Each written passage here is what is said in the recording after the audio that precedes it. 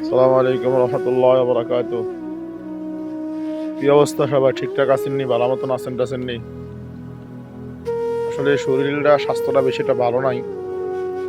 কয়েকদিন পর পর প্রেসারে আপ ডাউন করে। যাই হোক, হায়াত মৌত রিজিক এগুলো সবকিছু আল্লাহর হাতে। সুস্থতাও আল্লাহ তাআলার অনেক বড় নিয়ামত। অসুস্থ হওয়া আল্লাহ তাআলার অনেক বড় নিয়ামত।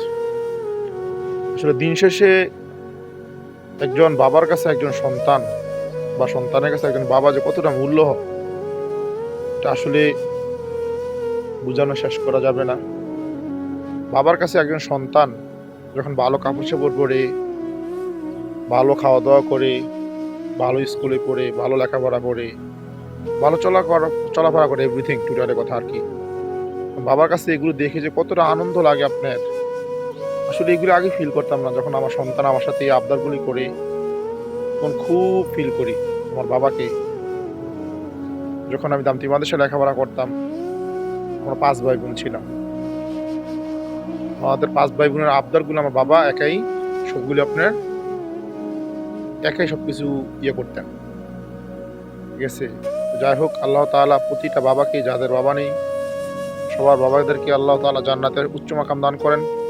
আর যাদের বাবা আছে তাদের বাবার খেদমত করার তৌফিক দান করেন।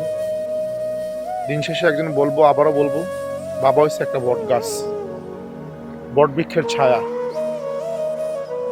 বাবা আসলে বাবাই। ঠিক আছে? একজন বাবা সন্তানের জন্য অনেক ত্যাগ স্বীকার করে, অনেক কিছু স্বীকার করে ভাই। এগুলো যতই দিন যাচ্ছে, যতই বয়স হচ্ছে, যখন আমার সন্তানের কাছ থেকে আমি কথাগুলি শুনি, ঠিক আছে? তখন এগুলো আমার বাবাকে খুব মিস করি। ভালো থাকবেন সবাই। সবাই নিজের বাবার জন্য দোয়া করবেন। মা-বাবা থাকলে অবশ্যই খেদমত করবেন। আসলে বাবা-মার মতন বড় নিয়ামত পৃথিবীতে আর কোনো কিছু নাই ভাই। যা হারায় গেলে মানুষ প্রতিটা মুহূর্ত বোঝে যে বাবা কি জিনিস ছিল, মা কি জিনিস ছিল। পুরা দুনিয়া একদিকে, বাবা-মা একদিকে। আসসালামু আলাইকুম ওয়া রাহমাতুল্লাহি ওয়া বারাকাতুহু।